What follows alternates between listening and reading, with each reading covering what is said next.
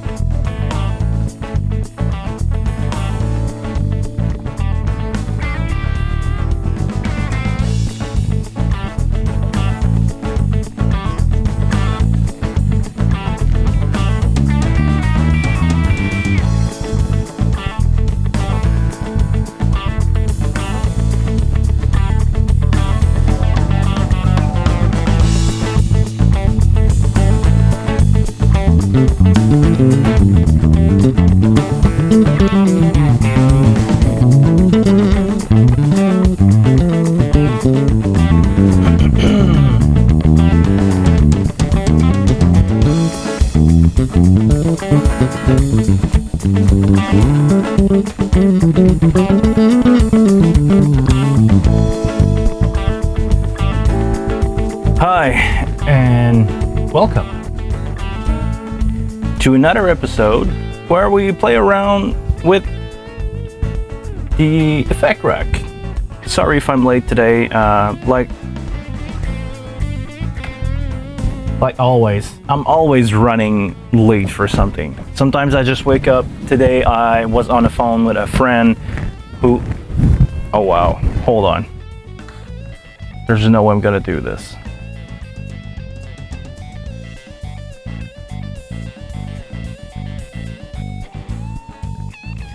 There's no way I will let the lavalier rub against my shirt the whole show. That will...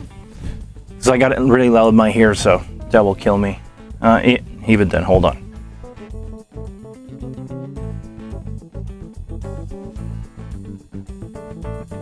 There we go.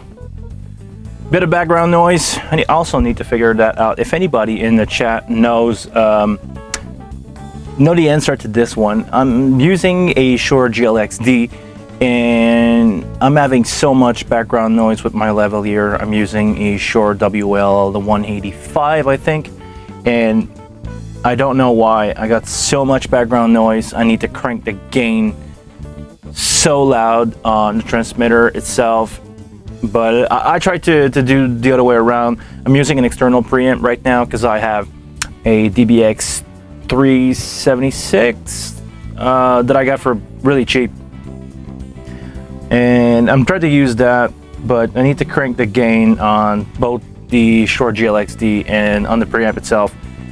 It's kind of not working good. I mean, I got a lot of background noise, like a lot of and stuff like that. If anybody knows why, because I remember using lavalier a couple of years ago. I don't do corporate anymore, so this is why I don't use them a lot. But when I was doing corporate event, I don't remember those lavalier to have that much noise. Of course, I was using the IN series from Shure. I don't remember what the name of those are. Wow. It's crazy how a year without seeing a piece of gear can make you forget his name. It's not the QLX. What is it? Hold on. I'm feeling bad now. I don't even remember what the high-end model of the Shure wireless are.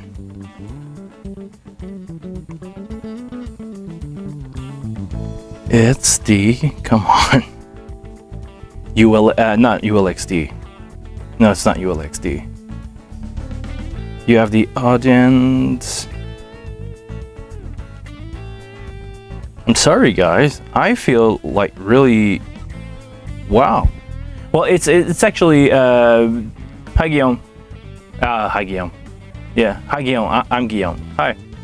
How's it going? Really good. How's it going in Belgium this morning? Or is it morning? No, it's probably late at night. I'm doing fine. Except that I just realized that my brain is like not what it used to be. I can't remember just to save my life now, I cannot say what the series of wireless before the accent is. It's not the ULX, it's not the SLX, BLX. I'm having a blank. It's not, my brain is not processing that this morning. Anyway, it's fine. I'm sure you guys know what I'm talking about. It doesn't matter. I don't need to, I can live without the answer, and probably in 5 minutes I will go just like, I got it. Anyway, is it the UR? No, it's the UR. It's the UR series. It's the UR series. I'm used to have those lavalier with the UR series. There we go. You just need to let it go and it pops in your brain. So, I hope everything is fine in Belgium. Here in Canada, we have a lovely day. Also, if you hear some motorcycle noise in the back, it's my neighbor who's getting his bike out. Today, it's 15 Celsius, so it feels like summer. And it's gonna be like that for a couple of days. And we have full sun, no cloud, only sun, 15 degrees. It's like the best weather ever. So, is there any piece of news today? I would say yes, there is some kind of news, but nothing I can talk about. So maybe next week I will have a great news. But I can definitely say for some of you guys that were complaining that there's not a lot of firmware update, there's some stuff coming. I think I can say that there's some stuff coming really soon. I can assure you that the people over at Behringer don't let the wing down from now on. They are working full-time on it. Well, they have people working full-time on it to give us better product, better quality of life, I would say. Some quality of life stuff coming. So, great news on the way. That's all I can say for now. It's been 5 minutes. Yeah, it's been 5 minutes since we started. We're not gonna wait for any more people before we go. And let's take a look at the rack. I don't know how we're gonna proceed today, but I had on channel 13. Okay, maybe I will try to some stuff on. Okay, let me rephrase that. I'm gonna try to put some of the stuff in the rack on my channel here. We'll see what's happening with that. The first, oh yeah, I like this one. This is probably the most useless effect if you don't use any outboard gear, but if you use outboard gear, the external effect is a great way to do insert. A lot of people, especially in the X32 days, try to insert stuff on the console and, oh, hold on. Here we go. Forget that, because yeah, I must point out the MIDI control that I was doing is not working anymore. We had a driver update that causing crash on Mac. I cannot even open OBS. So as we speak, I'm still changing. I need to change my scene with my mouse or my trackpad. I'm using a trackpad. Anyway, so now that you got my screen, we're good to go. Sorry. So like I was saying, if you want to use external device with the wing, this is the way to go. This plugin is made to allow you to insert in and out external effect. It's designed for that. That way you don't have to take an output of a channel or direct out some channel and bring it back into the chain, and you can't put it where you want in the chain. I'm gonna show you this. So everything happening in the router, I believe. Hold on, it's been a long time since I've used it. Let me get back to it. Apologies for you guys watching and think that I'm so deorganized, but That's right. I'm doing this as a hobby. I'm having fun explaining to people how to play around with the wing. So if you think I'm so unprofessional, you don't have to look, man. I'm having fun. I'm here to help people that want to listen to my stuff. If you're not one of those, it's all right.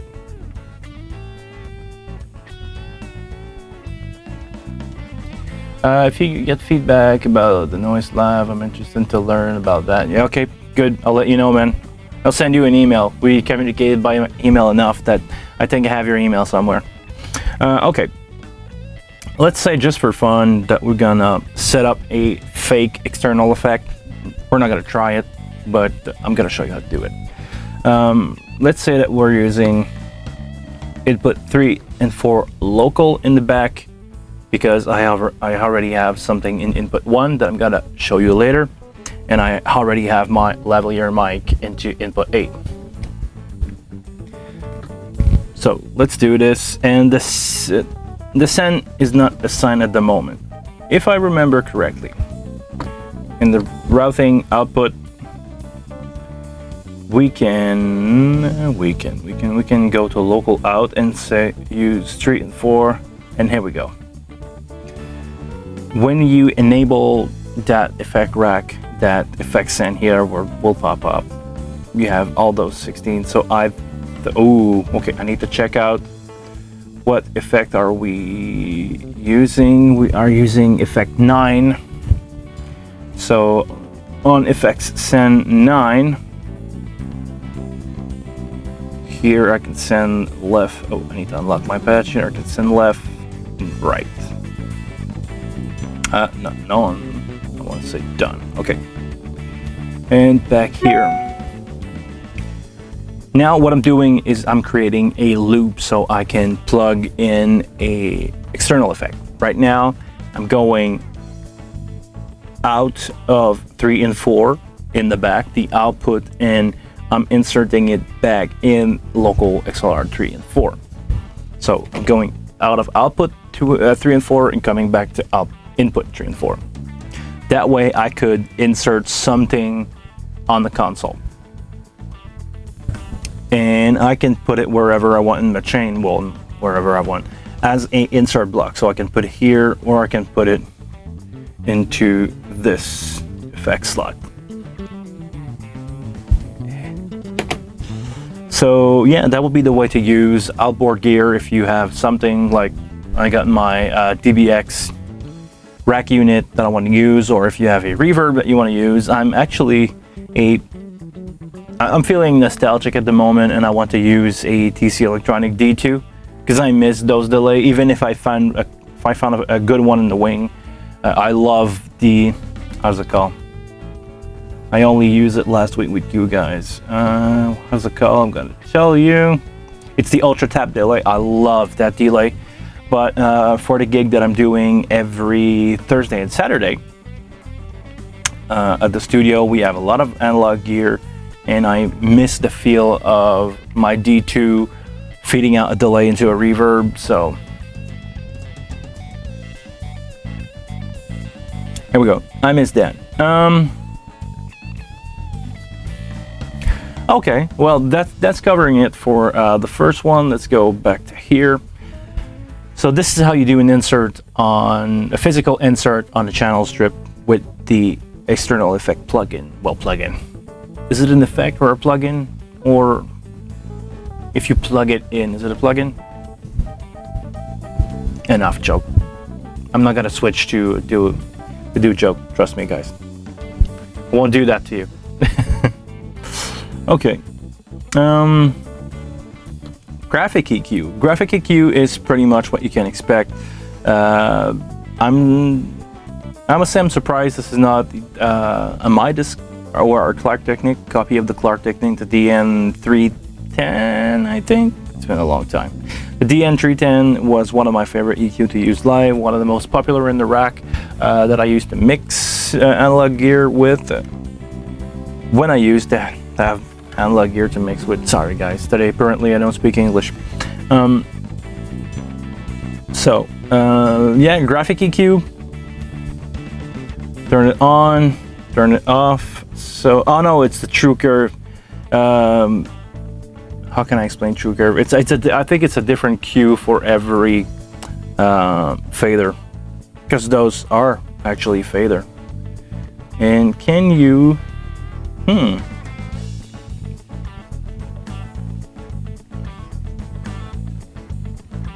is it this one? Okay.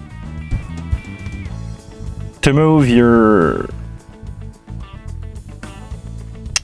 the screen, you need to have the wheel on the right of the console. That way you can move the frequencies at the bottom. I'm gonna ask something out. If anybody from the development team is looking at the stream, please put GEQ and fader back. I used to love that. Maybe it's complicated and really complicated and you can't do it, but I'm gonna ask. I'm not officially gonna ask. I'm just gonna say, hey guys, if you're watching this, it will be cool to have a knob where I can have my GEQ and fader. I miss that. Is there 24 fader? Yeah, we could pretty much have a full on the full wing. We can pretty much have all the God, I don't speak English today. Sorry, guys. We could have the GEQ represented on all the fader, pretty much. Okay, so graphic EQ. If you've never seen a graphic EQ, it's a really precise EQ to use. Nothing spectacular here, but cool. Okay, the PIA. This is close to a API 560. Cool graphic EQ, a little less band. Maybe I can insert it on my voice here and we can have some fun with it. Here we go. So we're gonna go in the mids.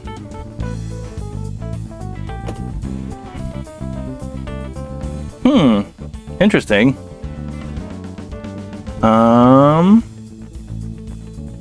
Before I report a bug, let me see this, okay?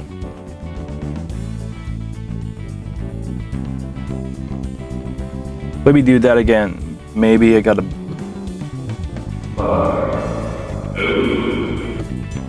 Okay, back at it. I'm gonna turn it off. And my knobs on the right doesn't do anything. If I turn it back on again, okay. I got a user interface bug here. When I turn the effect on, the knob on the right doesn't move my fader bank or my or the yellow bank that allow me to have the knobs in the bottom.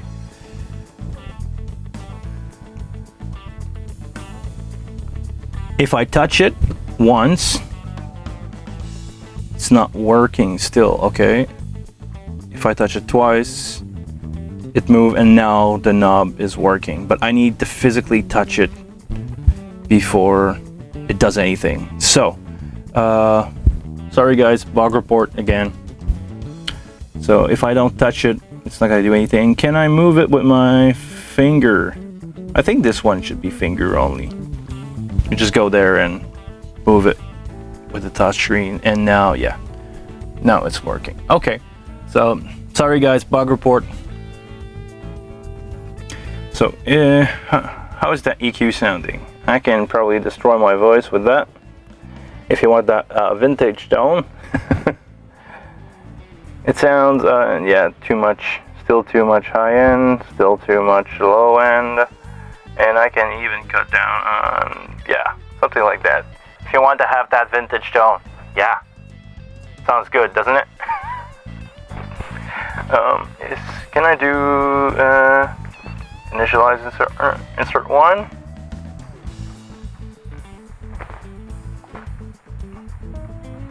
Oh, I can't do that. The kit seems to do that too. Or maybe this is a bug, I don't know. I'm gonna turn that off. Okay, so the PIA EQ Need to report that bug. I'm gonna change the setting here. Okay, Combinator. I'm gonna use it on my voice. Combinator is a multi-band compressor. I really like that multi-band compressor, really cool unit. And can I threshold the whole thing? Yeah. Now we can see I'm talking into the compressor, it's working, and it will stop me to even get louder. I'm gonna try to do this here, and as you can see, it's cut down on the mid. I really like that the C5 combiner to act as a safety net. I think I've said that before. I don't know if the video still exists, but I've said that before, where I use the C5 combiner on a main out for a mix. It's a great way to make sure that your mix still makes sense. So if you're pushing too much low end, this thing will compress more to low end. It will try to even out your mix EQ wise. It's not perfect. I'm not gonna say use that to EQ your mix, but it's probably a good safety net. If you're pushing something too far, it will hold it back just a little bit. So yeah, I like that. I like that unit for that purpose. Otherwise, if you can also use it as a combiner, as a compressor. It's a compressor. It's a multi-band compressor. Feel free to use it wherever you need. You can have 16 of those, I think. I never remember which rack you can have 16 of. The left side of the rack you can have 16, and on the right side I think you can have, okay. So it's only the effects that we covered last week that you can have 8 of them, and the standard effects you can everything in the standard effect you can have 16 of those. Okay, let's move on to something else, because the combiner is really easy. It's a really complicated unit to use, I think, but if you want to use it, you need to experiment what you're doing. Precision limiter. You know what? I'm gonna show you the one that I have on my master, and I'm gonna turn. If you give me 1 second, I'm gonna turn off the combiner on my vocal. It sounds better like that. Okay. Back to the limiter. Limiter is a great tool. You actually hear everything today through that limiter, because I'm using it to limit my vocals, so that way I can send out the signal to you guys at 0 dB, well, minus 0.5 dB without clipping. This is just there. This is not there to stop something. It's actually there just to stop the signal from going over 0.5 dB. Yeah, minus 0.5 dB, which is the limiting point of any digital unit, because we're using digital dB. Oh wow, I don't speak English this morning, guys, sorry. It's dBFS, I think. It's 0 dB, it's clipping. We're using digital. I don't think it's a good thing to refer to analog dBVU. I could be wrong, but I don't think it's worth referring to those. So clipping point 0 dB. If you send out a really strong signal at minus something dB, it won't clip, and I can send that all the way through everything. Now I'm sending minus 0.5 dB into my console, my converter in my console, and I'm sending that out to OBS. OBS is seeing my signal going at the same amount, because we are digital here. There is no volume change. There is no input sensibility difference. I'm going USB out of the console into OBS, straight out to YouTube, and it goes into your computer, your screen, your phone, your whatever, and it's converted back to analog, but I'm keeping the volume because it's digital. It doesn't change. It's not like every unit has a input sensibility. As soon as I'm going digital from here, it stays the same, or it should.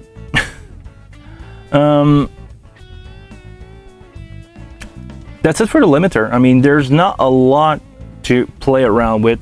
The knee is the curve of the limiter. I usually keep it at 3, which is the standard. Attack 0.5 milliseconds, so that way just grab everything and doesn't let anything go through. Release, up to you. I usually leave it I, because if you make it really fast, it sometimes can pump. So I like to have it really slow. Maybe 2 seconds is a bit much, but yeah, 1 second. By default, everybody who was used to work with the L1 limiter from Wave, I think it default to 1 second. So there we go.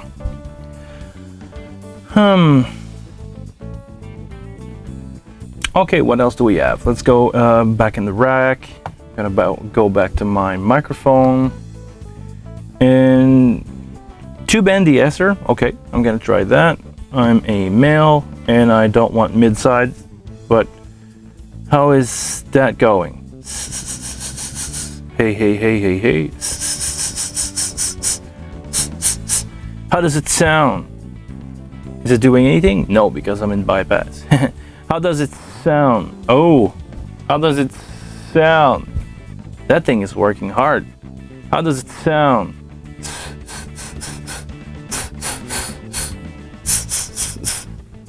Okay, it compressed the low too. So if I leave the low out and just go with the NS, doesn't do anything. S. Okay, and what the S.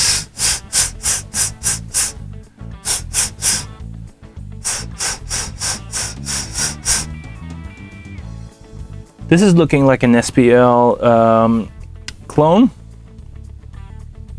to dual de-esser. It's a nice unit. It's working for sure. I can hear it really well in my ear now. It's working hard.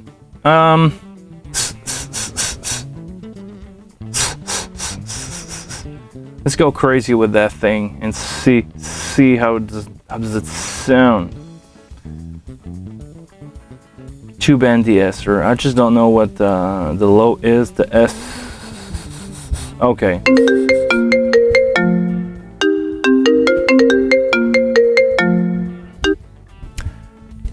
Great unit. Okay.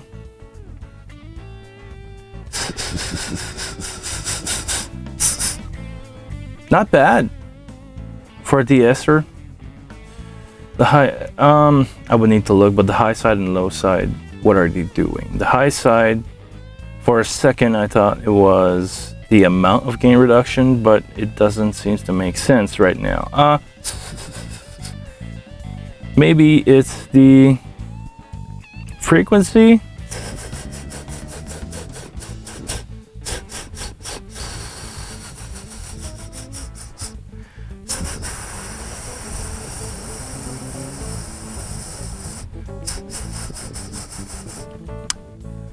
Honestly, I don't hear any difference. I would need to Google that unit and see what the real thing is doing and learn about it and come back. So maybe I will do a video where I come back on this one. Ultra enhancer, what is that? What is that? I don't know what this unit is. Enhancer. Is it sounding better on my voice? Is it sounding better on my voice? I don't hear any difference right now. Because everything is at 0. Maybe it's a stereo enhancer. Yeah. Let's try this and go crazy. Bass frequencies, mid. Okay. How does it sound now? Mono or stereo? Okay.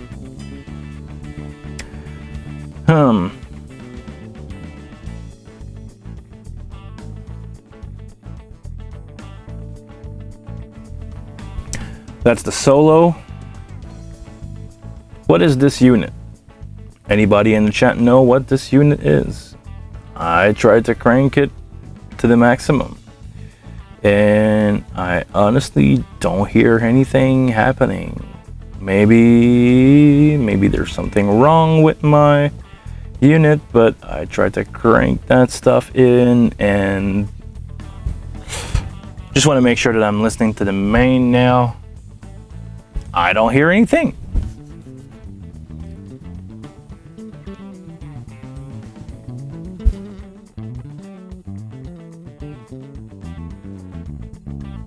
Solo only, okay. Well, the unit is working because I'm hearing myself on the left, on the right. If I go mono, if I go without the mono, yeah.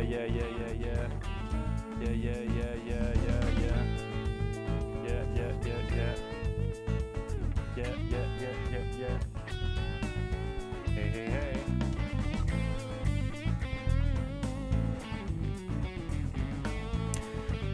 Okay, I'm gonna try Terry here. Maybe it's not acting properly because it's not in the last insert slot, so I'm gonna try to insert it here. Is it doing anything now? Hey. Okay. No, it's my bad. Okay, well, what is it? I think it's a stereo spreader, or should be something like that. I'm just gonna crank the gain out of everything. Yeah. Okay, we still have some sound going. Yeah. Mono. Mono to the right, mono to the left. Hey. Okay, so it does something. It really does something. Yeah. Maybe it's because I'm hearing my voice. So is this like the Aphex stereo enhancer that give you more presence, more, I don't know. So far I must say I'm not a fan. Okay, yeah, it's like the stereo enhancer EQ. I can hear it now. If I crank my headphone, I can hear it. Mono. Okay, mono level. Yeah.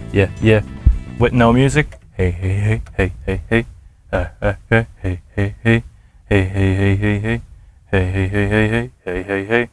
Hey, no mids. Let's go mids to 50 and the high end. Yeah. And if I go on or off or on or off. Okay. Not a fan of, sorry. Okay, let's go to this one, the exciter. This is probably a harmonic exciter. Oh yes it is. And I can hear a lot of... Oh, is my sound check done? Yes it is. I need to look out on how to loop it all the way. Let's go here. Again in the exciter, so yeah. All that noise I was talking about in the beginning of the live, yeah, it is there. So yeah. Can we excite the low end? Oh, it sound. Oh yeah. Okay. Yeah. So it will give me a mid boost. I'm using it maybe too much right now, but it's really a harmonic exciter. So yeah. I want a lot of harmonic and I want a lot of low end. I can't go into low end. Yeah.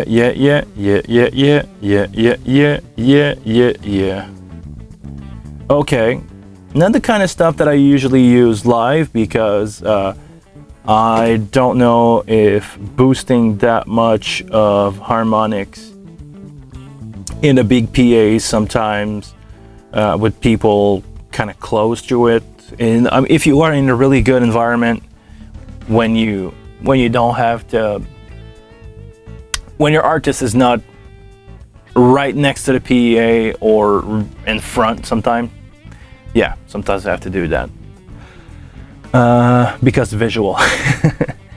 Some people don't like to have the PA too far out of the stage. It will sound better, but they don't want it, so you have to make it work.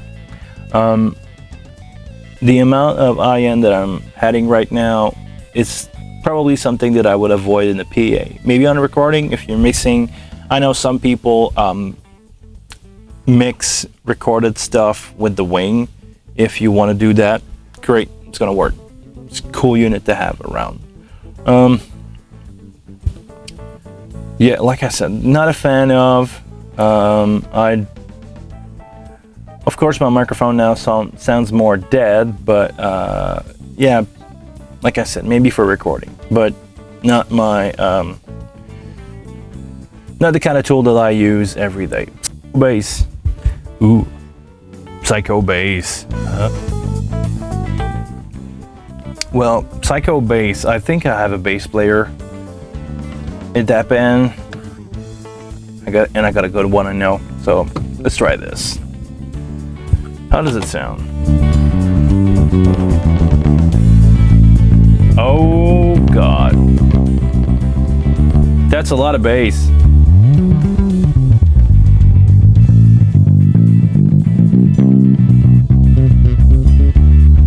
Whoo! If you want to have that really fat bottom. Hi, Stefan. Sorry, my screen is not in front of me today, so I may be late on the chat. Yeah, if you want to have that really fat bottom.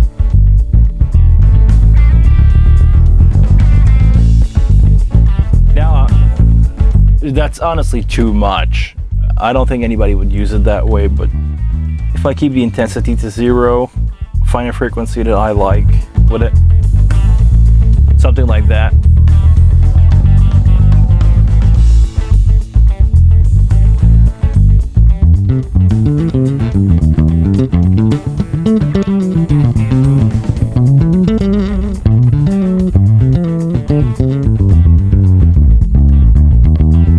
Woo.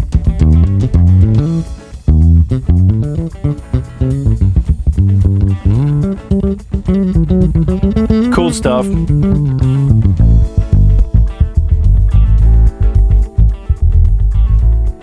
Really cool stuff. So I've got to guess it's an Octaver or harmonic exciter for bass.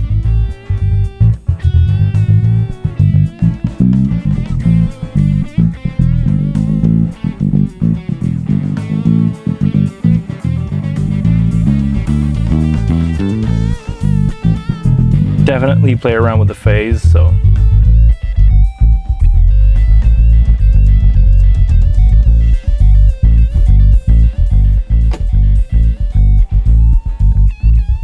Okay, I'm gonna jump. It's great on kick. Okay, something that I want to compare with is the Monster sub that I was recently headed into. It's one of the latest plugin. Let's see. Oh yeah, with this one I have a wet dry, so I know this one for sure is an Octaver.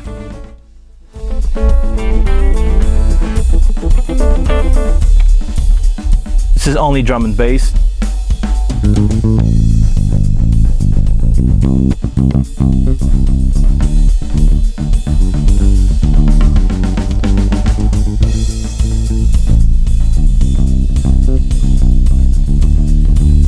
Sorry, people having subwoofer right now.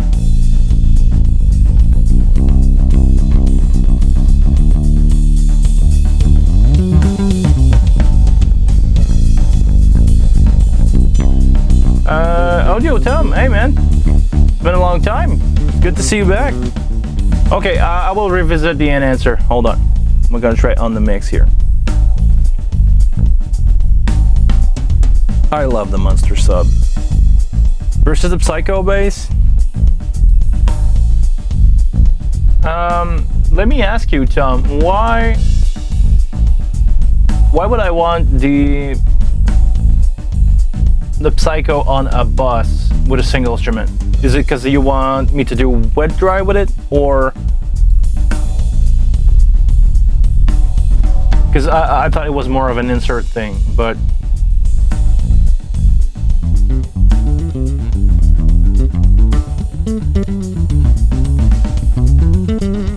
Oh, it's probably, yeah. I'm seeing the chat in real time, by the way. It's just that my screen cap and the time that everything is coming back.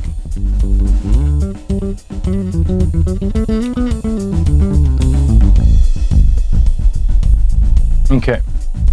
I will try to keep an eye on the chat still. Sorry guys, I'm actually running YouTube now into fast mode, so this should not happen. But, okay, let me go back. I will insert the stereo enhancer on my bus here, on my main actually.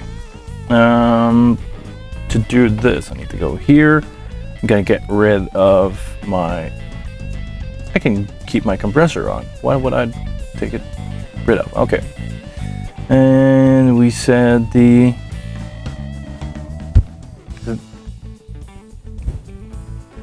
enhancer. Okay. Let's take a listen to this on my main bus.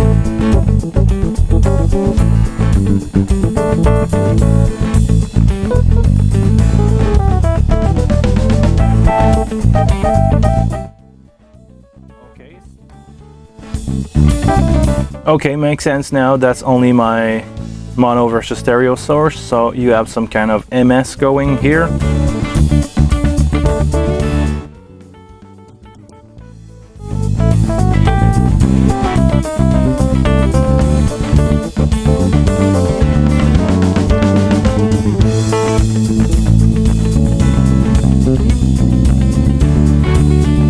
Now it makes sense.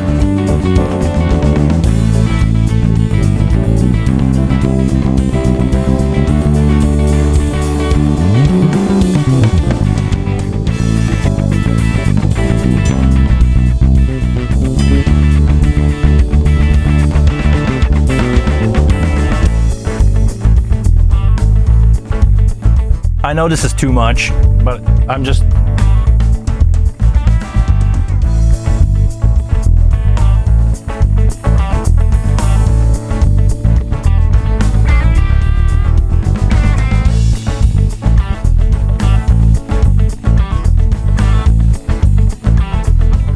Let's go with in or out. Ooh, yeah.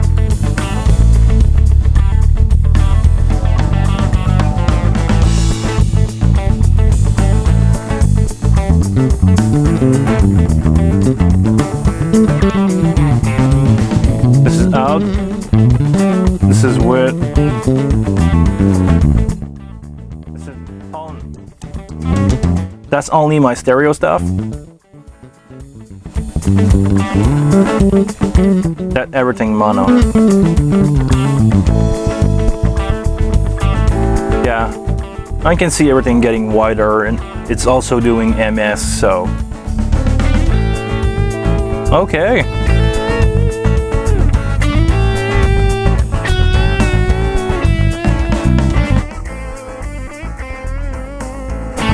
Okay, now I can see what solo's doing.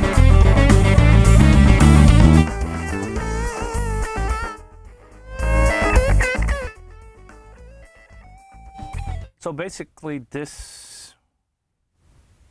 Hello? Yeah.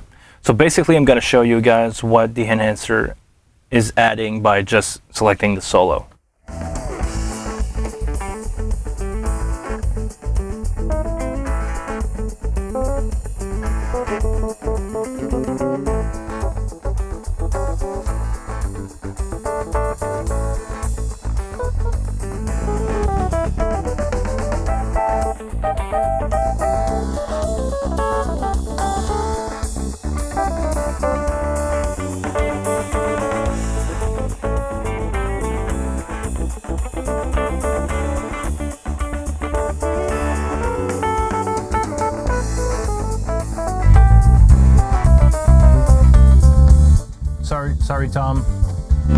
Sorry, Tom, I read your comment way after you send them.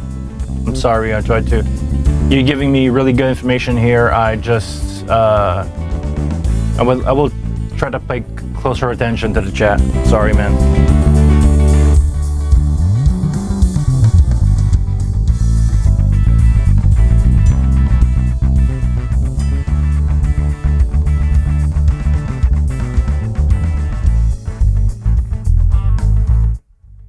I will try to go less extreme, because now, yeah, everything is extreme. Okay. Let's go again flat.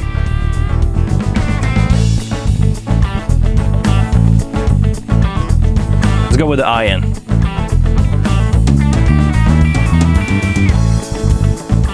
Mids.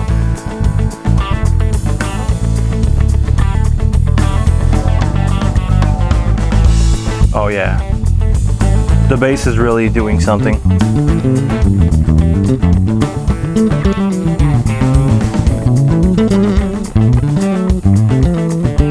I think I can leave the stereo to 100%.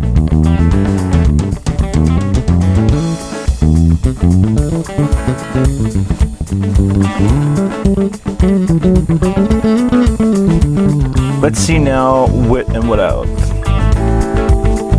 Now this is on. Now this is off.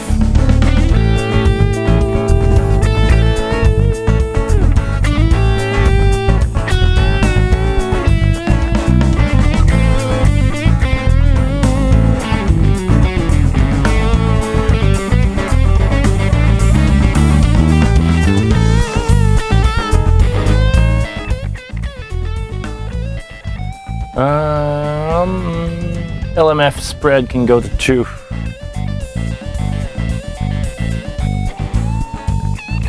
I mean 2% or...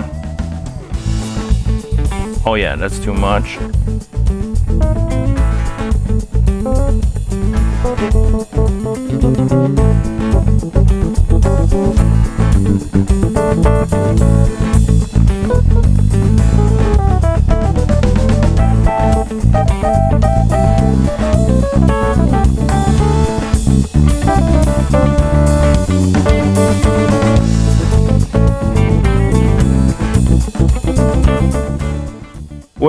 What would be your suggested settings for the stereo level? I think I can put that to 100 because I want to help with everything. I don't want to blend that.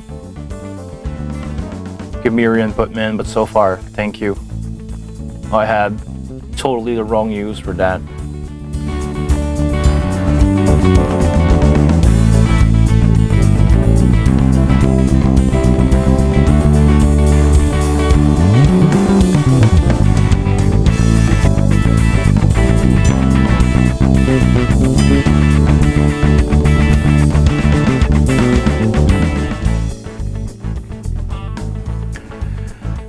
Okay,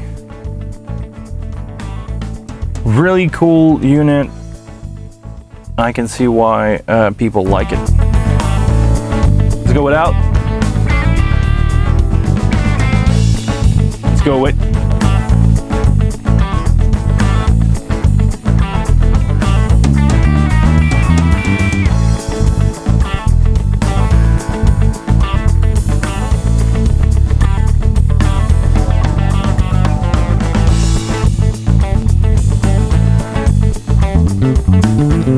Okay.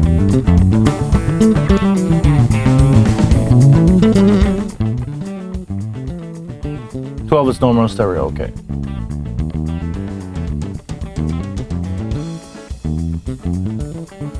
Yeah, sorry, it took me a while to understand that you're talking in hour, because I'm seeing percent number here, so it was like not getting it, but yeah, 5. 100% for you is 5 o'clock, I get that, okay. But honestly, I don't know. For me, it doesn't sound too much here. But I'm also monitoring with headphones, so my stereo perception here can be flawed.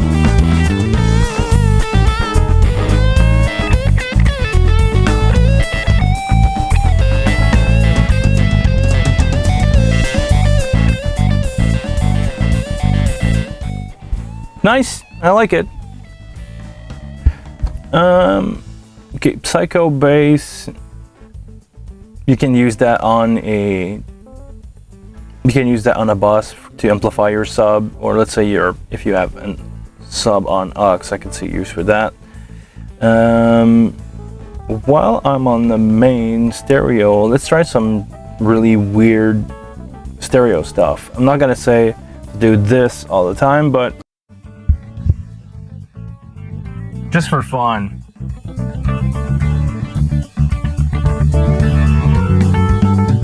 Yeah. Nope. No, that's not gonna work, but maybe I can try the stereo spreader on keyboard. I'm gonna use this and have the Rotary on the keyboard. Let's bring everything else down just a little bit.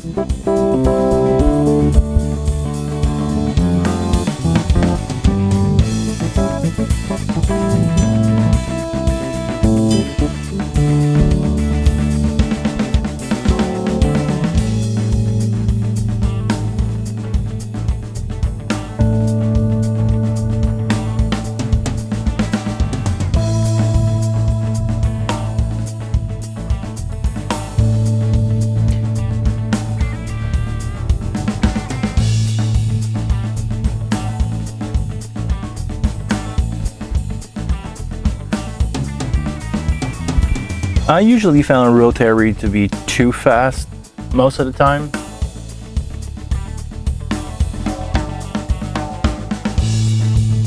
Yeah, okay, I got that done. 5 is 200%, it's too much. Yeah.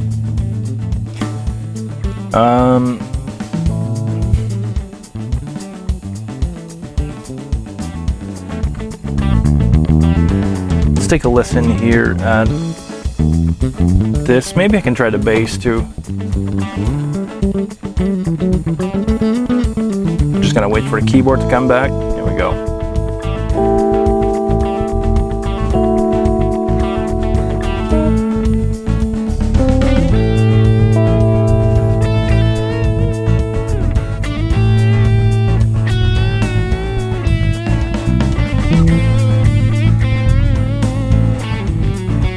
Let's see the distance parameter. Let's just listen to the keyboard. Or you know what? I'm gonna try it on bass. Because I like to have a stereo spreader on my bass. Not too much.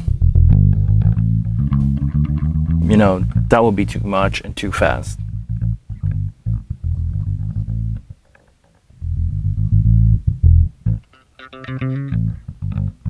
Let's try this.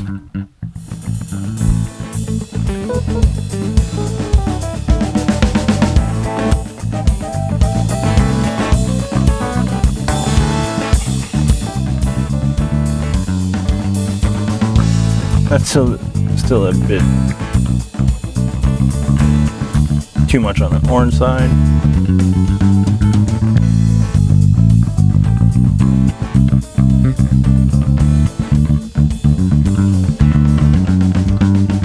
And I'm using the mix to 100%. Let's turn that down a little bit. Let's listen in the mix.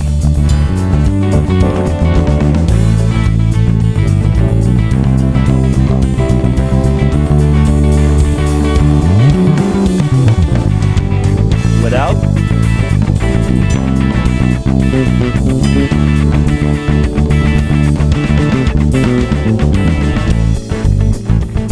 With.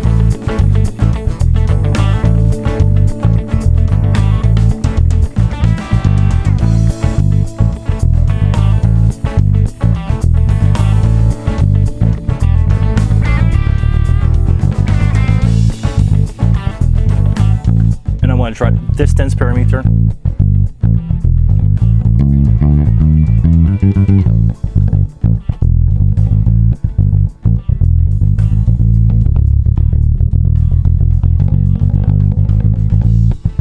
Yeah, it's a Leslie. Sorry, did I say stereo spreader?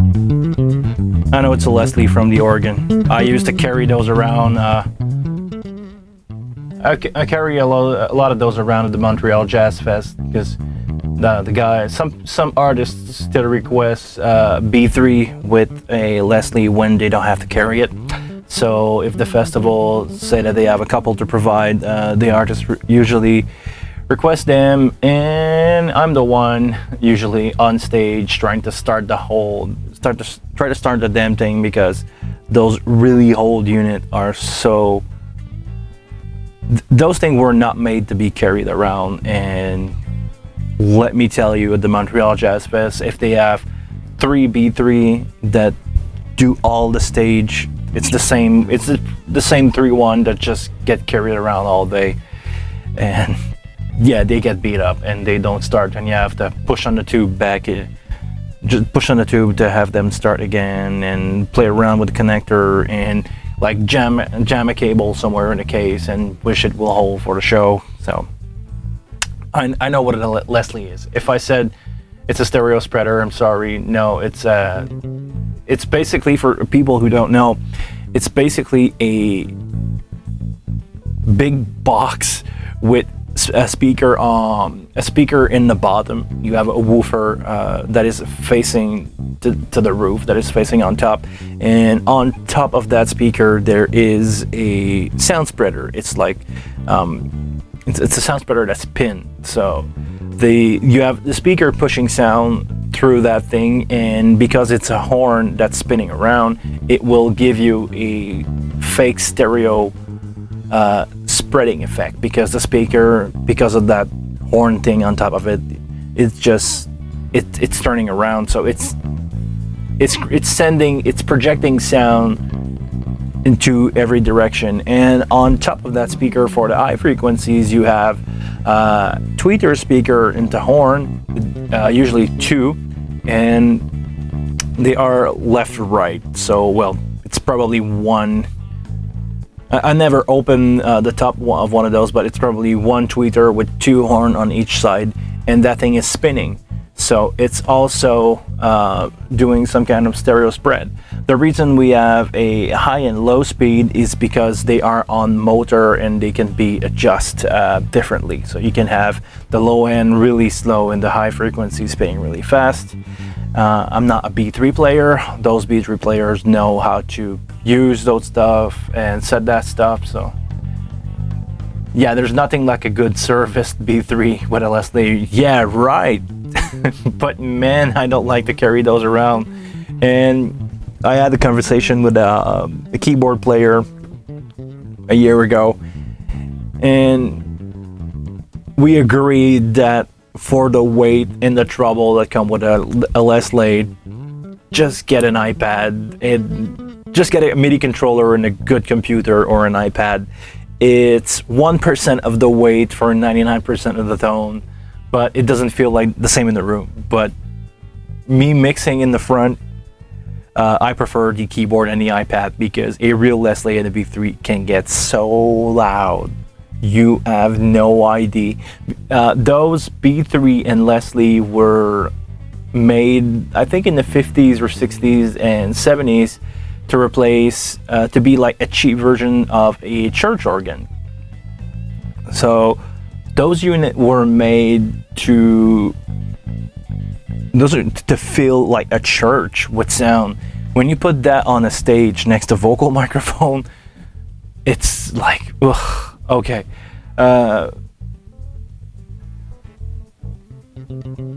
Okay, but only one horn provide the sound. The other one is only for balance.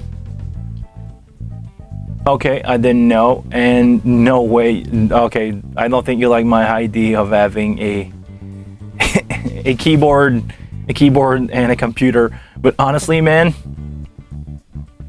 in the touring condition that we can have here in where I have here, doing French-speaking band in Canada, with the amount of population that we have, as much as I want to, we don't have the budget and the luxury to have like that much gear.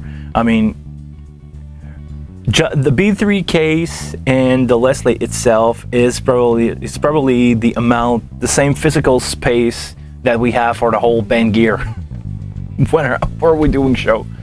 I'm sorry, I live in a really weird demographic to do live show. Anyway, I like Leslie. Leslie's could be used on guitar also. Maybe Tom seems to know his way around Leslie. Maybe he can give us some really famous song that were recorded guitar-wise with a Leslie, and maybe Some blues. I know some Leslie's and B3 are the sound of blues. Like when you hear organ, if you think about the Doors, that's what we're talking about. B3, correct me if I'm wrong, Tom, but I'm pretty sure all the Doors stuff is a B3 with a Leslie. Sounds really good. Honestly, it sounds really good, but weight versus sound, I go with the iPad and a controller. Sorry. It's just me. Okay, let's try that on bass. So I like to spread my bass. I think it give more life to it. So maybe that's fast. I always think those things are too fast.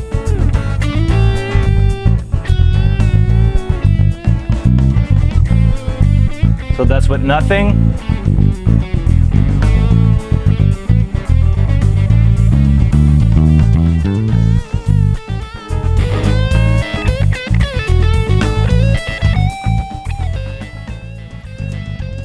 Stairway to Heaven, maybe.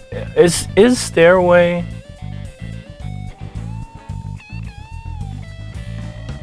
Door is more the Vox organ. Okay. I didn't know. I'm not a fan of those band. I mean, I know those band, but I'm not. I don't know their backstory a lot. Hammond, Santana, Hellman Brothers, Jimmy Smith. Okay. I grew up in the 90s, late 90s. Well, I was born in 87. But music that I like is 95 and up, pretty much. I know those bands because doing cover show, working with cover band, they cover all those songs, but I don't know all the gear that they're using. I know the classics, but like, I know that the Queen amp is an AC30, but that's also because I like guitar and I play guitar. Okay. I think we covered it for the Rotary speaker. Cool stuff. Phaser. How is the phaser sounding on bass? Probably not good.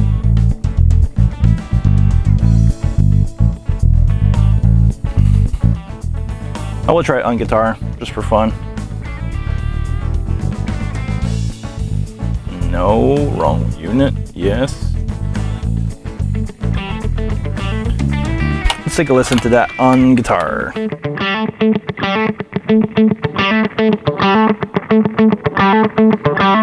Go crazy here.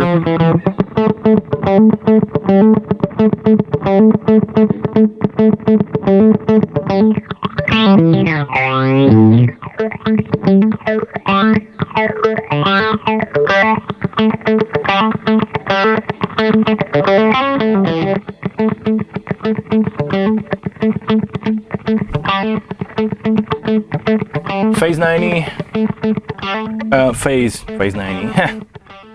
A phaser is probably something closer, so something more famously known as like the Phase 90 that was made popular by Van Halen.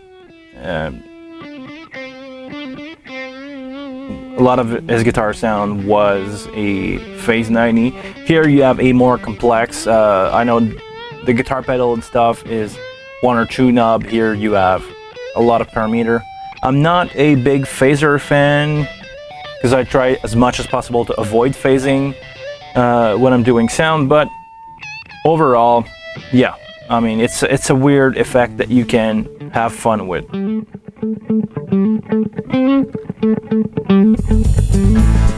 I'm not gonna spend too much time on it, sorry. Not my stuff. Tremolo panner. That could be fun. If you, I don't know on the wing if you can you can have something that insert a delay on a single insert a unit on a single push. Let me try that because that could be fun to use on guitar solo. I'm gonna try this one.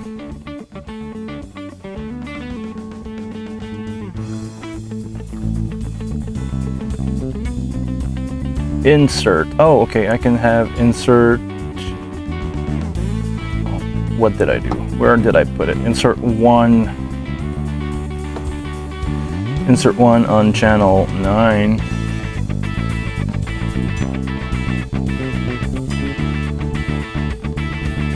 So if I'm doing this, it's out. My sound check is done. I'm gonna start that again.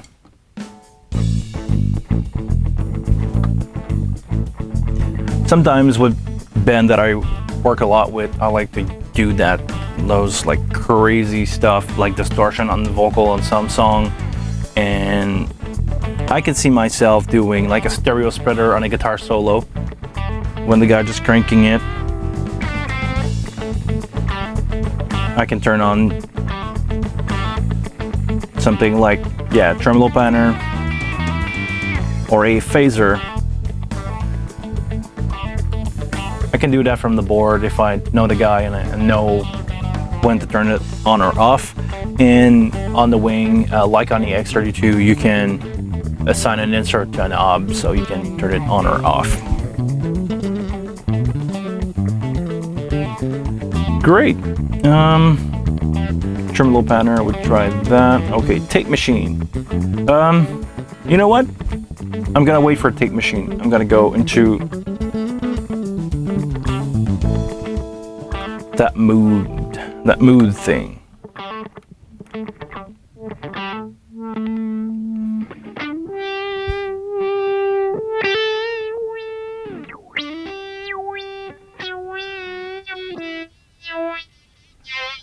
Ooh.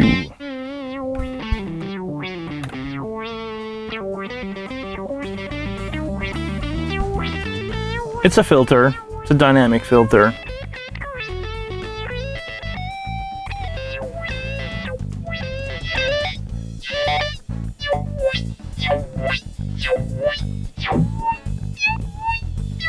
Cool stuff to have in there. Honestly, not a lot of use for me. But, I mean, if you see a need for this effect, good for you, man.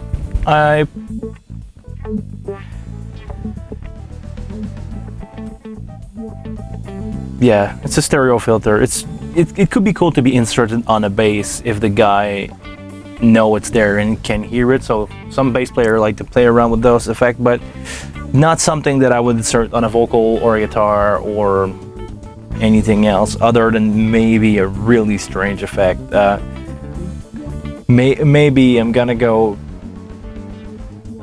out here and say some people like to have weird stuff going on their master for like a couple seconds, like to create a really weird effect in the song on the whole band.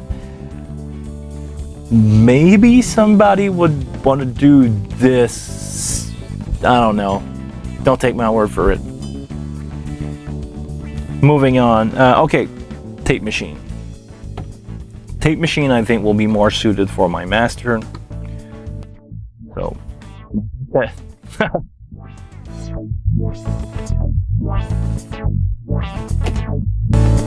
here's the effect on the main. Sometimes some people like to do that.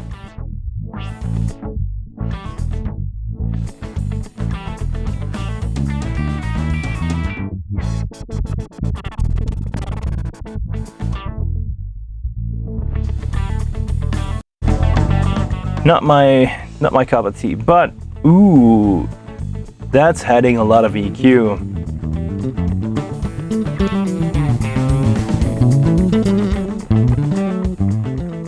Maybe Tom have the answer for this one. Do you know if in the wing this is made to be a tape distortion or a mastering tape plugin?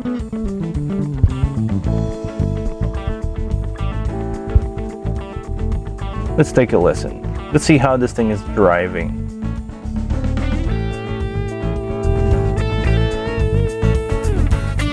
Oh yeah, the IPS. Like on the real unit, the IPS will makes darker. And sometimes, I could be wrong saying this, but a lot of band who recorded on tape, like I think it's an example. I don't know which album from AC/DC. Is it Back in Black that is pitched higher because of the speed of the tape that they master the record at?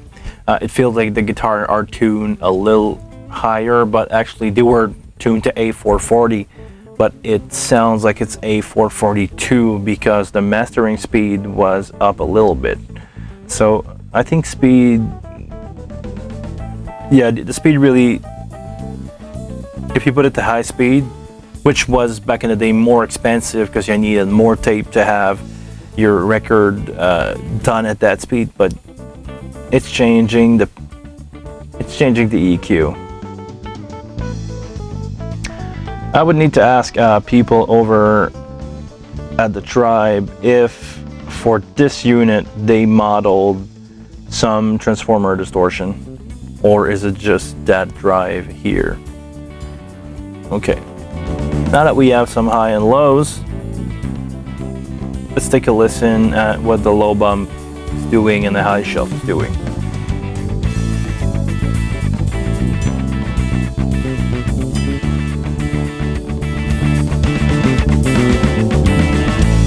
It's gonna get loud.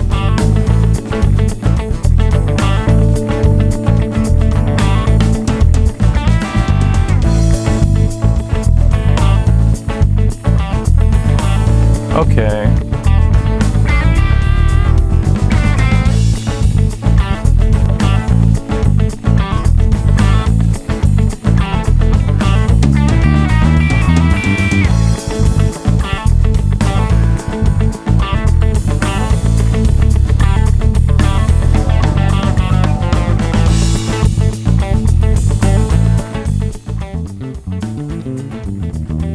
I like it. I think it's more of a saturation plugging. It's not changing the replay speed. No. It's not gonna change the replay speed. But what I meant is on some older albums, the replay speed was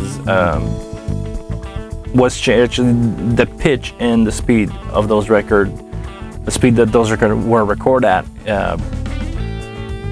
has changed. Also, yeah, the replay too. No, it's not going to change that at all.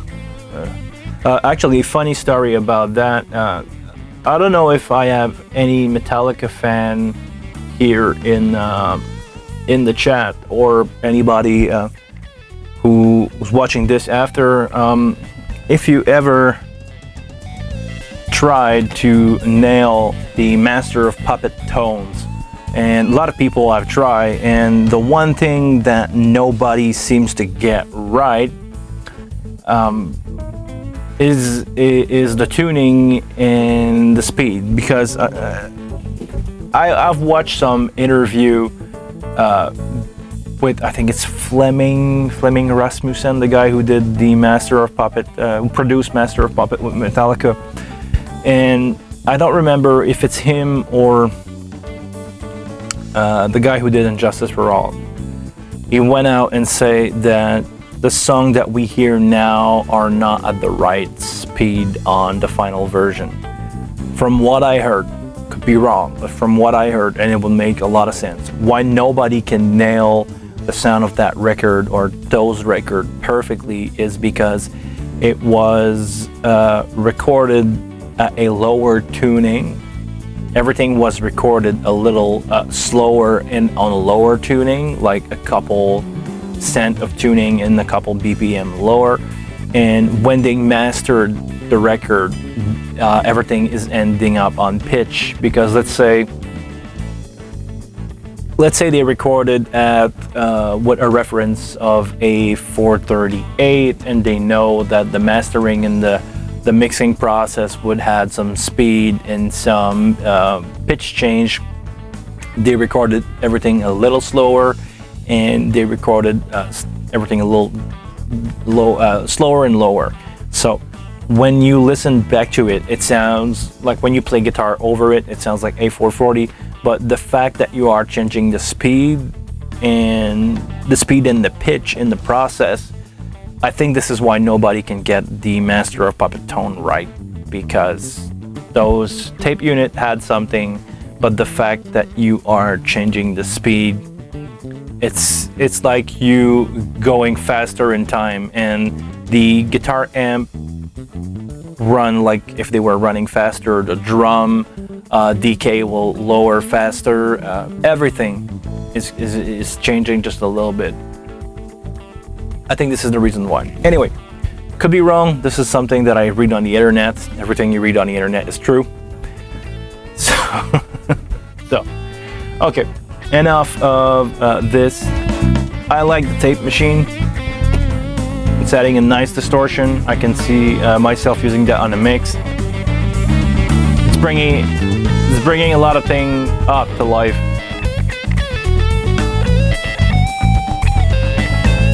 You know what? I'm gonna keep it there. I'm gonna create a new effect to have fun with. Yeah, I can use this one. We are in the standard effect today. There's so much I need to go through. Okay, I'm not gonna go through the EQ again, by the way. Well, if I'm not going to the EQ, we're good. Okay, let's try on bass, the sub-octaver. Bass, insert, sub-octaver. It's a really cool. The real pedal is a really cool unit. A lot of my friend bass player has that.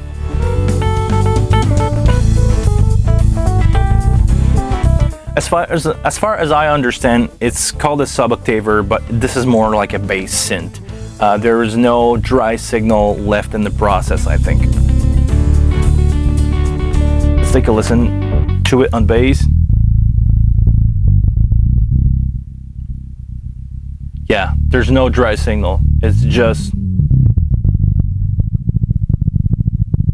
This is the lower octave. This is like 2 octaves down. This is 1 octave down.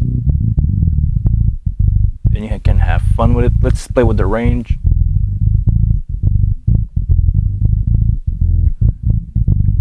Didn't change much here.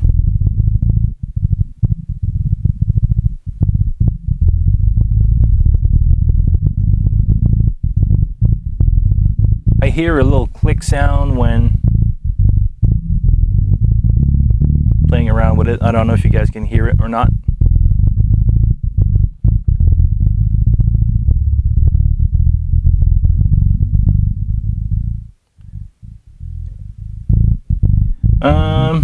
Oh, maybe we can have fun here because we have the effects mix, so I can blend the real bass in. Yeah.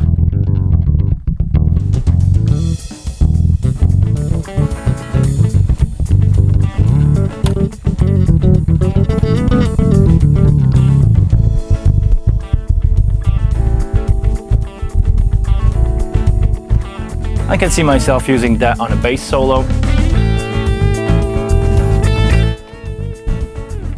It's a cool unit. Maybe you can try it on guitar just for fun. How will it sound on guitar?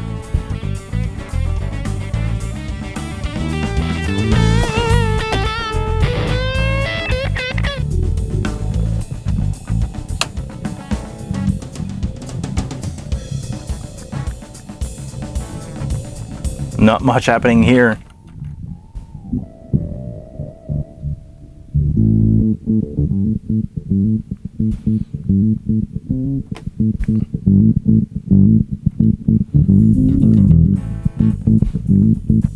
Yeah, no, that's a no-go for guitar.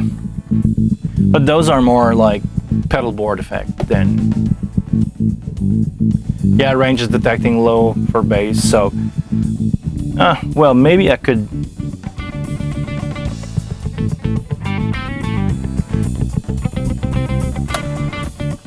I got no bass now. It's only a guitar.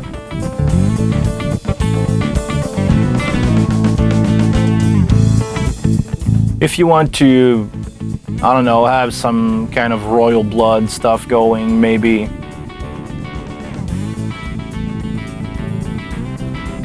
If you want to get really funky, you can create some really weird effect. I don't know if you guys know a one-man band called Steve Hill. The guy is playing a guitar with another extra pickup only for the lower string, where he sent something into an octaver and he used that for a bass. And the guy also played kick and snare with his feet. Crazy. But maybe for something like that, a guy who wants to fake a bass, maybe you can try to do something with that. Yeah, right now I'm on high for guitar, but it's still, you know, it's kind of faking like a bass. It's faking an octaver.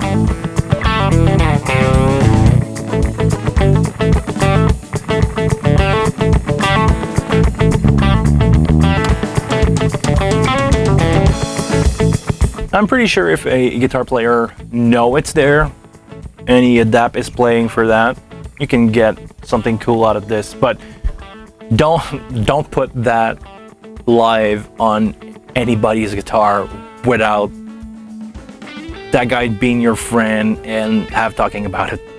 Don't do that. Okay. Moving on. We tried the sub octaver. We tried the let's try on the acoustic the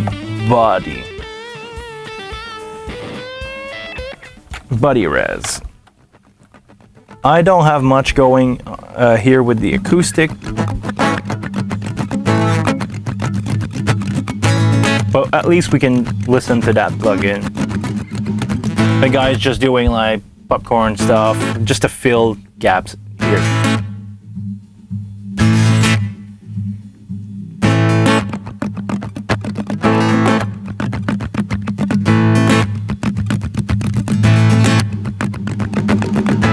It's a body enhancer. It will give you some more low end.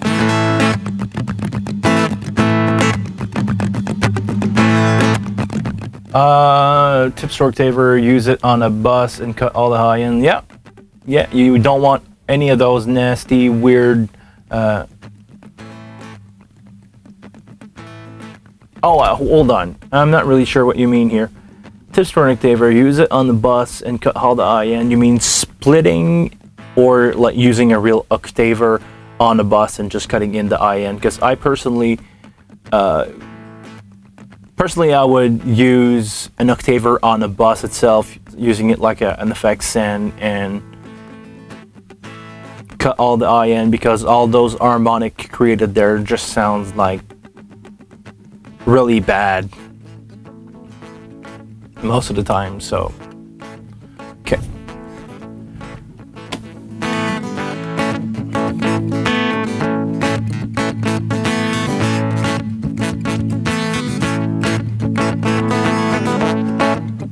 that's the guitar with pretty much nothing.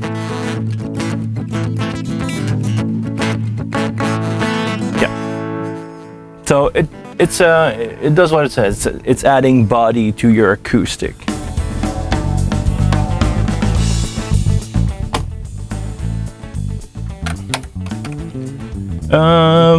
What else do we have? I think we covered it for now. I only have two more things that I want to try, and I need to try them on my vocal. The vocal doubler.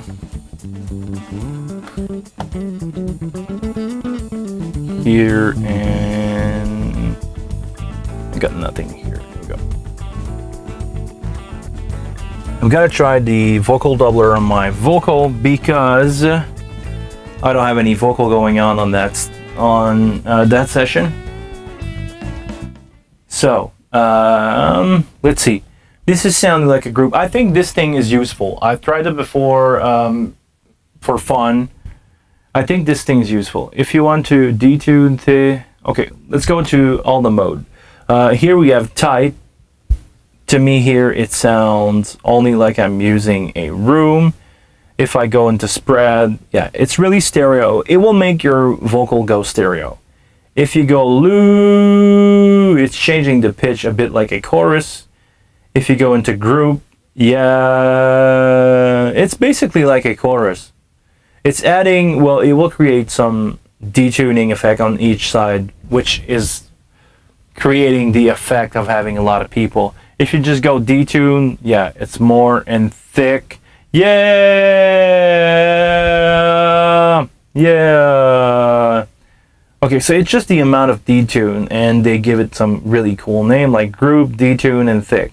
I like that. I can see myself using this on some group vocal to make everything sound a little more still. Oh, it's playing around with the delay. I'm having a weird delay effect on the right.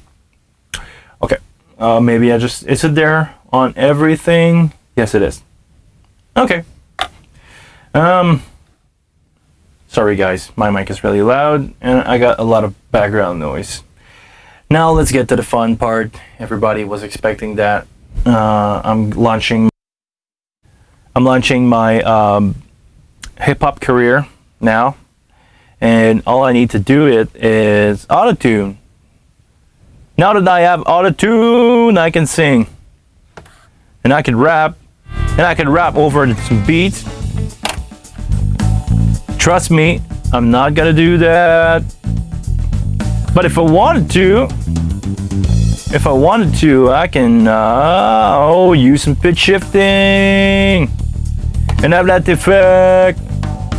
And I can have that effect. And I can have that effect. Oh, wow. I don't like auto-tune personally, but okay. Let's say that I'm turning it off. Seriously, I've been into some festival situation where I was a local sound guy for a lot of hip-hop artists. And on some writers now, artists requires you to provide them some auto-tune plugin.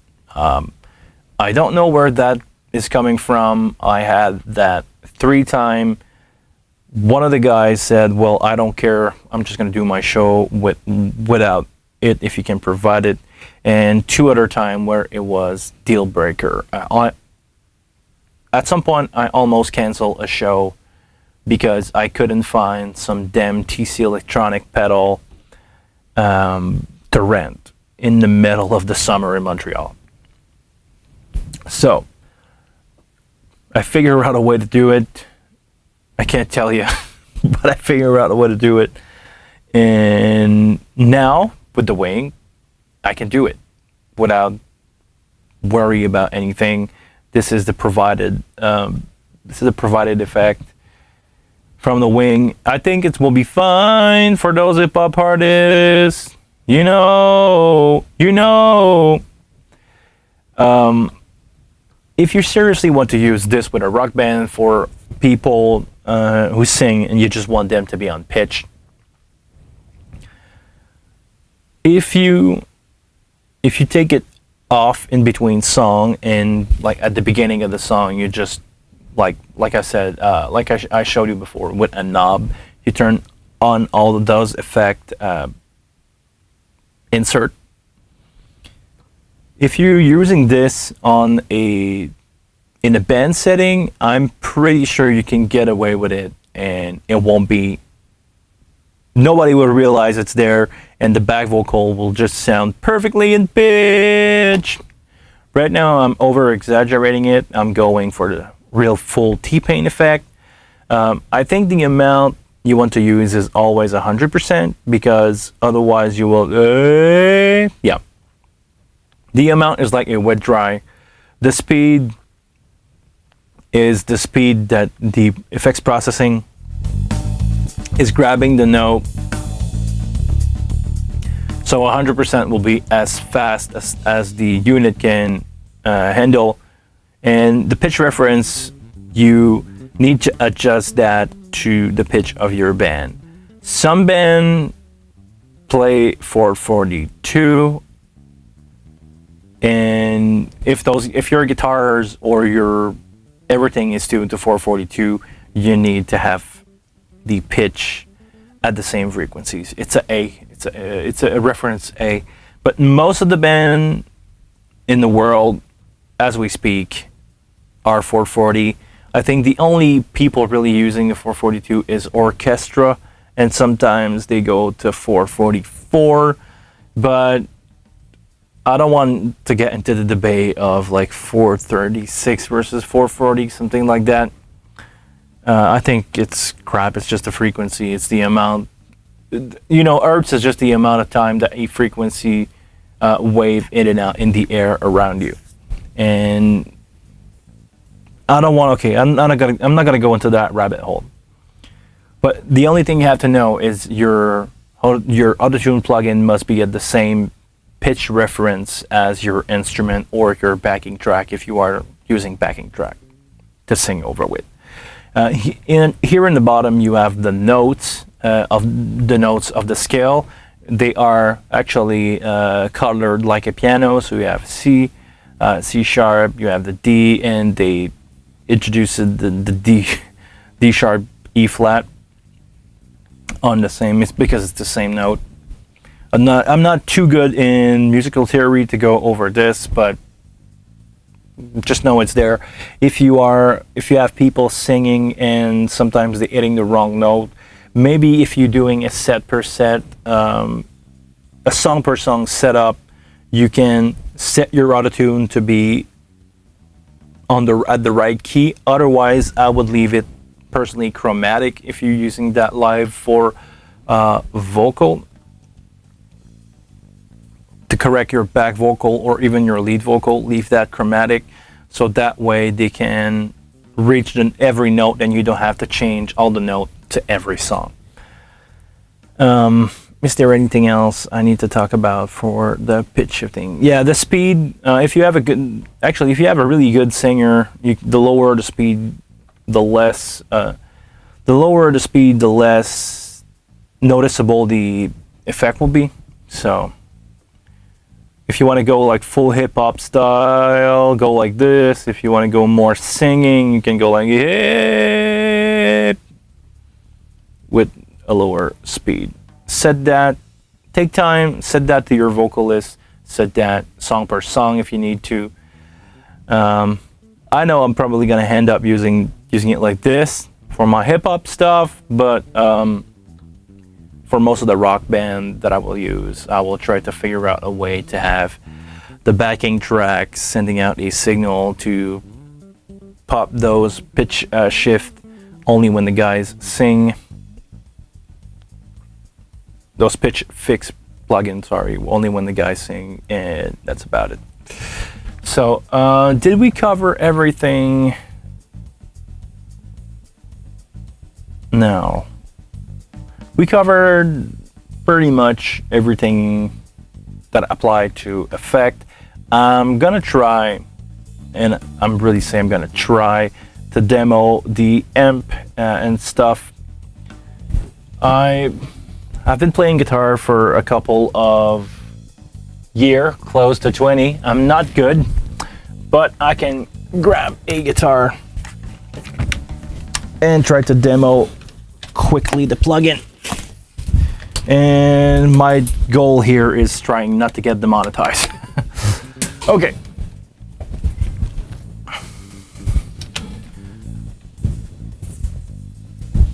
Keep in mind that I'm a sound engineer, not a guitar player.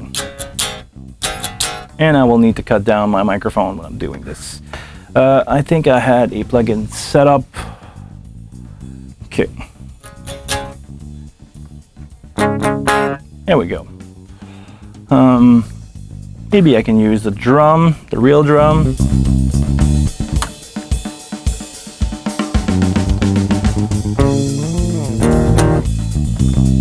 I'm gonna use the real drum, not the bass.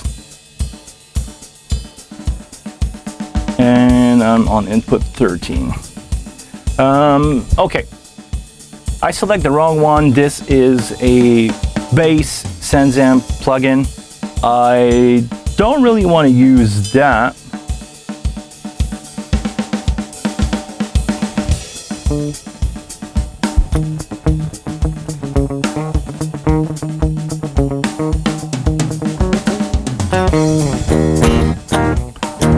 It doesn't sound really good on guitar. But we have a musical stack here. Okay. Let me try to get sound out of this thing. Sorry.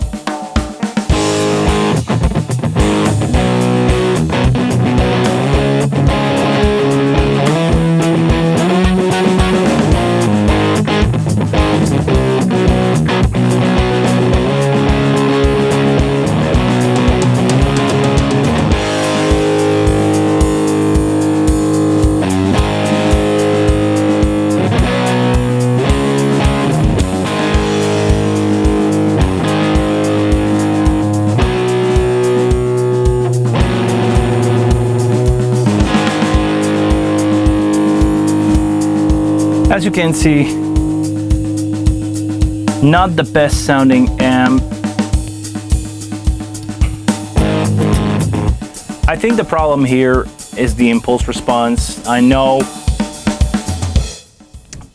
people over at Music Tribe spend time on those plugins, and they didn't involve like the whole company, but I know they use some people who really know what they're doing. But I think the only thing I would say here is I don't think the impulse response, especially for that amp, is the right fit. I have some IR of my own. I did not set up anything to use them because maybe I could insert a plugin, insert a real or a good IR from a computer into this, but this is definitely something, you know, that will get through a night if you blow up your amp, but this is not something that I would use right out. You know, I would not do a show with this if I have the choice.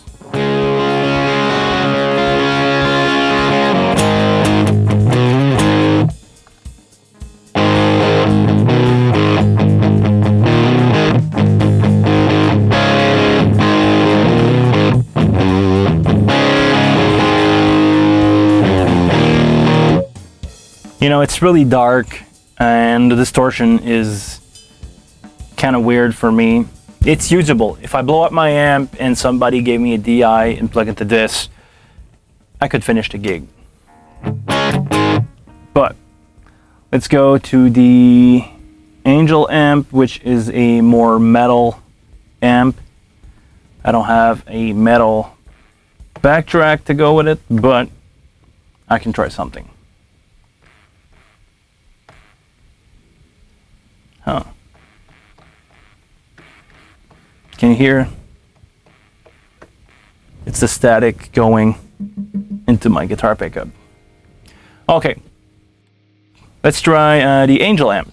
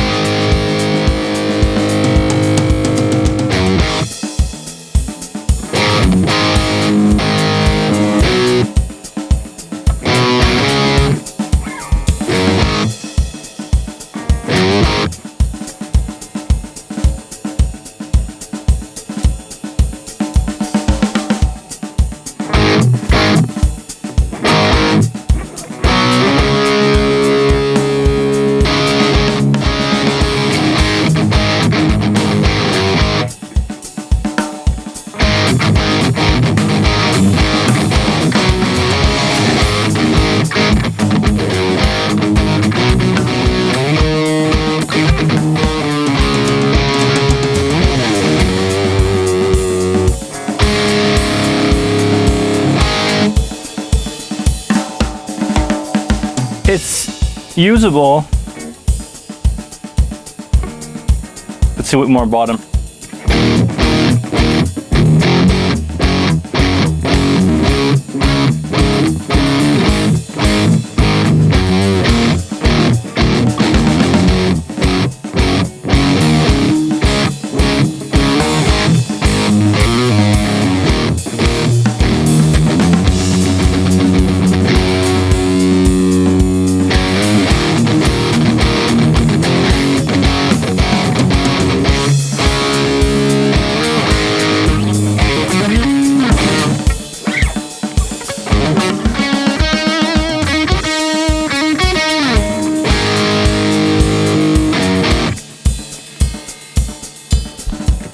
This one is more usable than the other one. I don't know if it's the same impulse response or not. So far, I did honestly try it yesterday. I was not impressed. I think I like it more today, but I mean, it's not.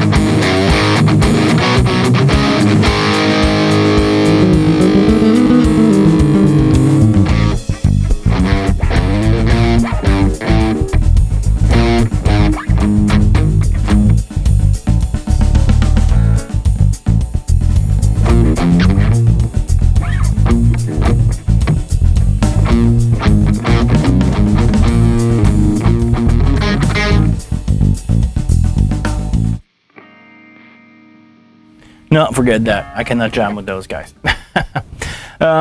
So yeah, I'm gonna cover the amp here and the clean amp, yeah.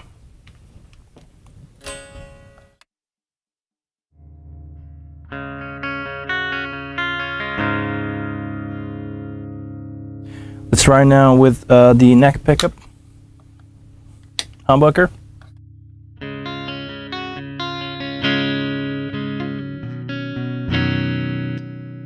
Single coil now.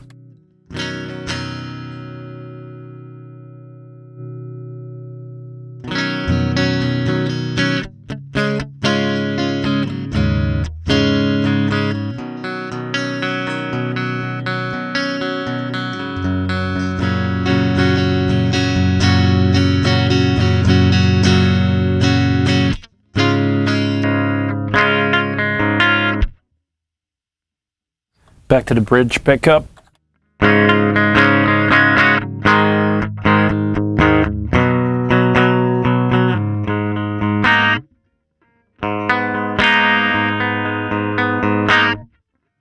You know, it's useful. Probably not good for distortion. Oh, actually, the real jazz chorus amp that this amp sim is based on have a distortion knob. I don't think anybody in history have ever used that distortion knob. It doesn't sound good, so they did not even include it here in the plugin. So case closed. Deluxe amp will be a more American amp. You probably know those Fender, those old blackface. Let's see how this thing is sounding.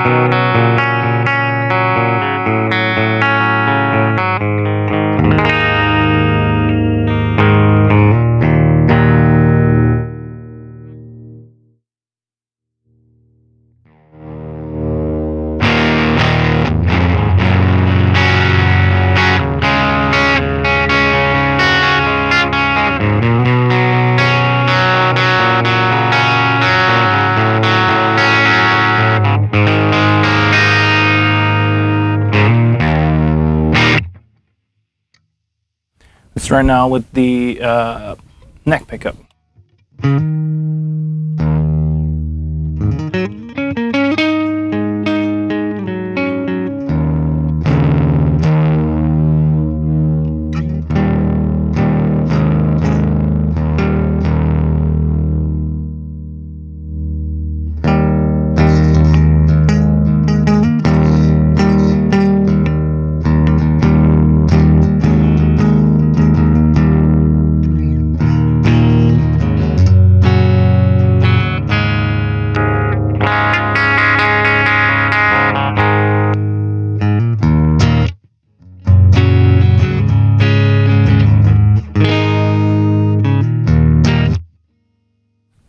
Not bad.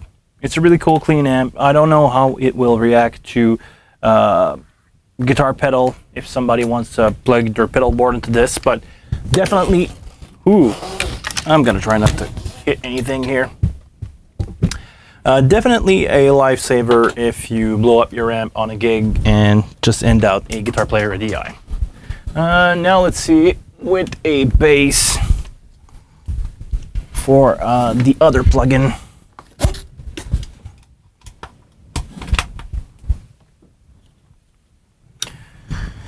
Sorry guys, I'm gonna play with a pick.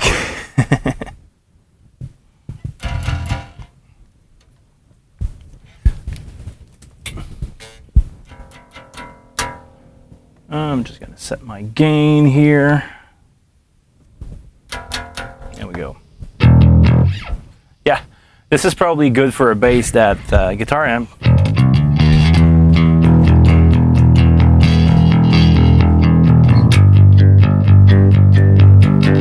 Nice grip. Just gotta turn off my microphone.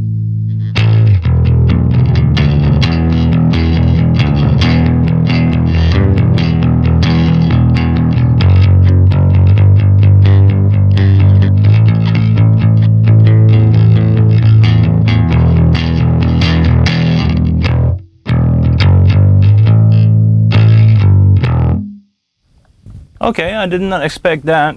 That deluxe amp is really cool on bass. But let's go to the real bass plugin, which is this one, which is, it's close to a Tech 21 Sans amp. Let's take a listen.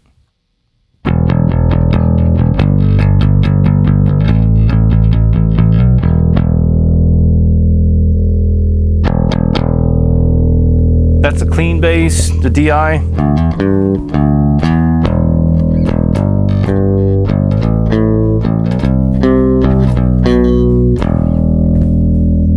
That's with the plug-in.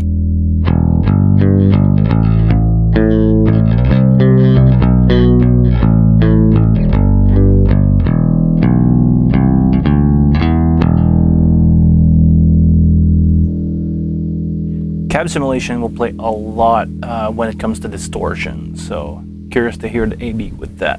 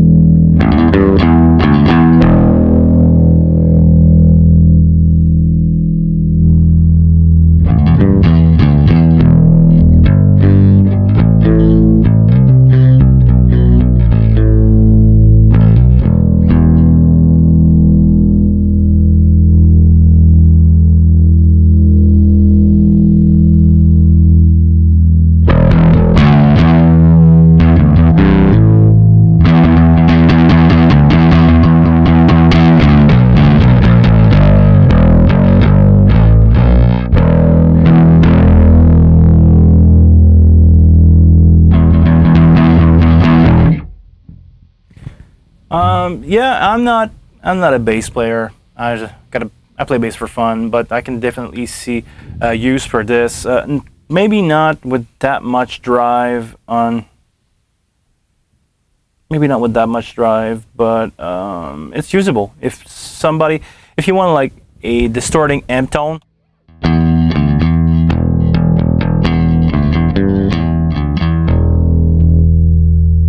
I'm gonna try only with the P bass pickup now.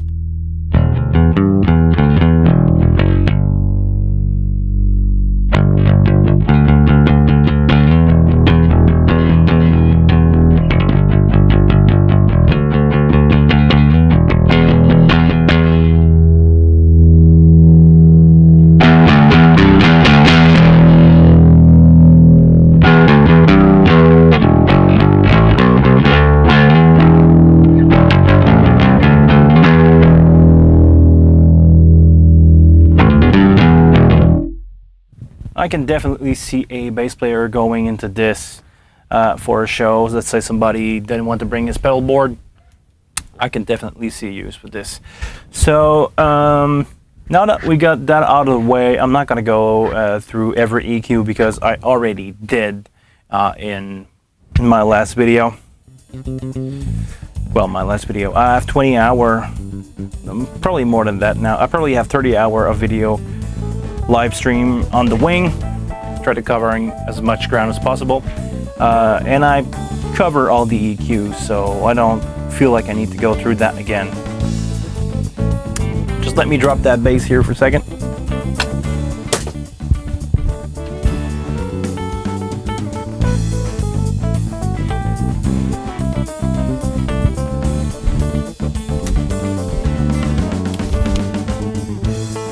So here we go. We covered that whole rack in around 2 hours. Do you guys in the chat have any question about something that we need to go over again or not? Or please actually give me an idea of what you guys want to check out next week. I'm not running out of subject because I think the wing, we can dig way more than that if you guys are interested in that. If not, give me an idea for next week, because I will find something. Trust me, I will find something to talk about, but maybe, I don't know. I have until next week to find out. Maybe next week I can show you guys how I do my, can you see that on the screen? Yes, how I do my fake snare bottom and my fake sub kick. You can hear my fake sub kick now, and this is my fake snare bottom. Maybe I can do that next week. We'll see. So it's been already 2 hours, and I got something special coming for me in the mail that I can talk about, but I will tease you guys. Wait for it. Maybe next week I will have the go to talk about it, but until then, I can't. Yeah, maybe, you know what? I've got to ask some permission, and maybe I can talk about the first thing that I talk in the beginning. So, on this note, thank you very much for watching, guys. It's always a pleasure to go through that process with you. Some people like Tom today gave me really good information. I don't know everything. I don't try to say that I know everything. I'm learning as much as some of you guys. Some stuff that I know, some stuff that I don't. And the key, I think, in life is to never stop learning. So keep an open mind, learn some stuff. Until then, until next week, see you next week at 1 p.m. Eastern Canada time. If you want to know when 1 p.m. Is a good trick that I took from Mr. The Tone King on YouTube is Google what time is it in New York. I'm in the same time zone as New York. I'm actually 6 hours up north from New York, 6.5. Yeah, that's it. See you guys on next Monday. Until then, Take care of yourself, and I'll see you there.